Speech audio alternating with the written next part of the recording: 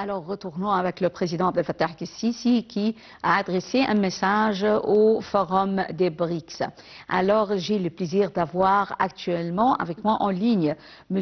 Ahmed El-Lifi Nassef, conseiller mondial pour les affaires économiques et pour le commerce. Bonjour, M. Ahmed El-Lifi Nassef.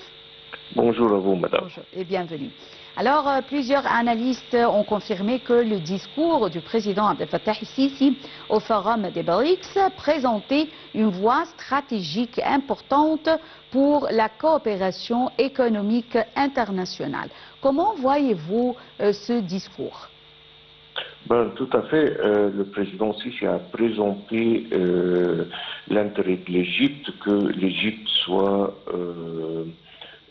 une opportunité pour tous les pays qui sont même membres dans le BRICS.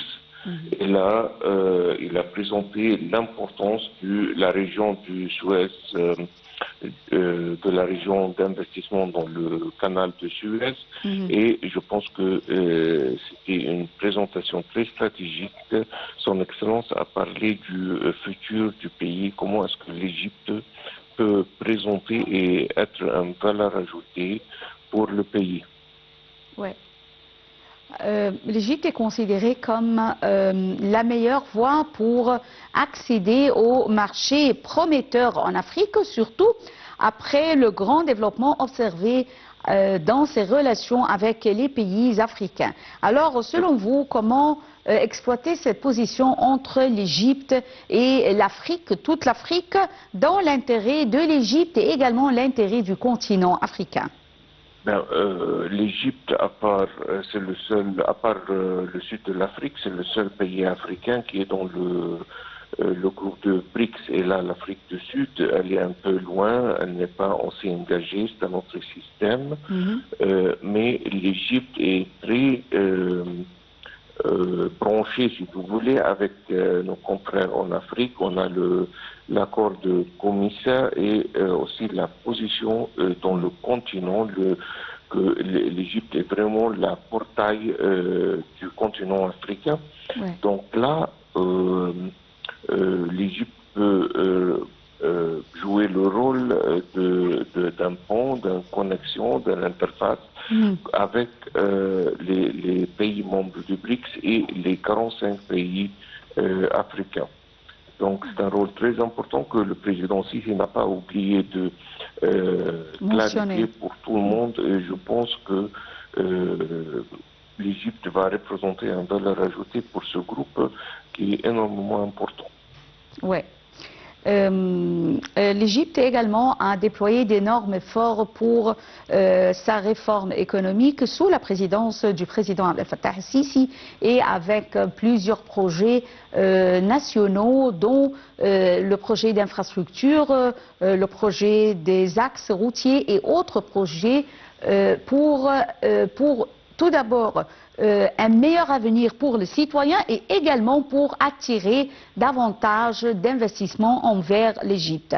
Alors, est-ce que vous voyez que ces efforts qui ont été déployés par l'Égypte ont-ils réussi à attirer les investisseurs envers elle?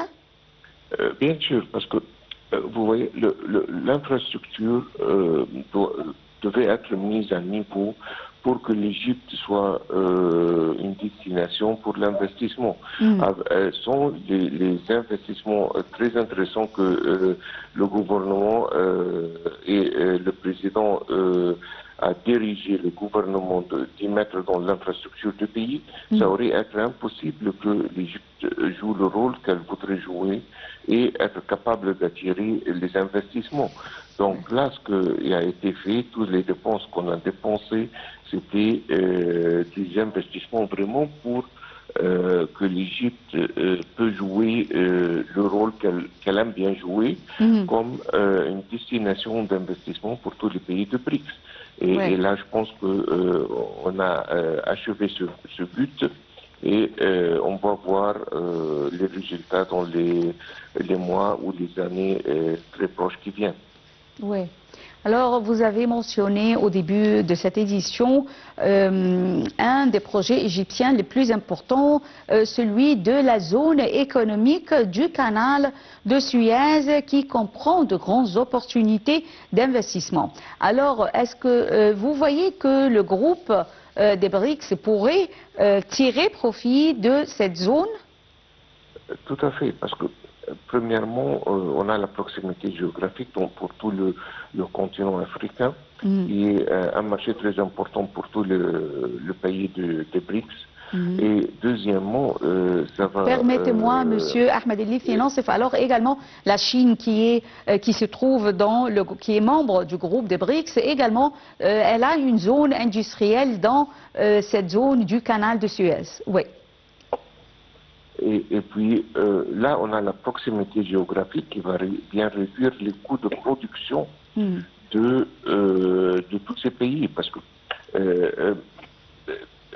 ces jours-ci, maintenant, les coûts sont la chose la plus importante dans le commerce international. Donc, si un produit va être produit en Chine, par exemple, et puis il va être transporté pour un certain pays en Afrique, ça va coûter énormément cher. Mais si c'est fabriqué en Égypte, c'est juste à côté, c'est un vol d'oiseau, donc ça va coûter beaucoup moins cher, qui va rendre ce produit bien compétitif. Donc c'est un jeu de coût, au fin de compte. Donc l'Égypte va aider pas mal de pays, notamment ces pays qui sont partis du BRICS, pour que ils réduisent leurs coûts des produits et qu'ils soient beaucoup plus compétitifs sur le marché international. Oui, est-ce que vous voyez avec ces projets qui ont été mis en place pour attirer les investisseurs davantage, est-ce que vous voyez également comme le projet de la zone industrielle du canal de Suez, est-ce que vous voyez qu'avec tous ces projets et comme vous l'avez mentionné, ces pays qui vont venir pour industrialiser ici, alors, est-ce que vous voyez que le taux de chômage va chuter un peu, qu'on va offrir des chances de travail, des chances d'emploi pour les jeunes davantage? Bien sûr, si on va attendre à des centaines d'usines qui vont commencer à opérer à partir de zone du canal, qui est-ce qui va travailler dans ces usines? C'est normalement que ces pays ne vont pas venir faire des investissements ici et apporter leurs travailleurs ou leurs ouvriers avec eux. Donc ces usines vont être ils auront besoin par des Égyptiens qui vont bien sûr être des nouvelles opportunités de travail pour pas mal des Égyptiens. Donc c'est une valeur ajoutée de ce côté pour l'économie. Ouais. Alors, le président Abdel Fattah el-Sisi a également appelé à plusieurs reprises le secteur privé à prendre part au projet avec le secteur public. Comment voyez-vous cette coopération entre le secteur privé et le secteur public et jusqu'à quel point voyez-vous que c'est une réussite, c'est un succès? Je pense que ça se passe très bien parce que il y a pas mal d'investissements qui auraient été impossibles pour les secteurs privés à faire. Et là, c'est le gouvernement ou c'est le pays qui est rentré dans ce domaine pour faire ces investissements, pour, disons, pour préparer le terrain pour les investissements, les investisseurs privés, qu'ils soient capables de commencer leur trajet, si vous voulez. Mais autrement, donc il y a un genre de coopération, il y a un genre de continuation qui vient qui commence par le public et qui est suivi par le privé après. Ouais.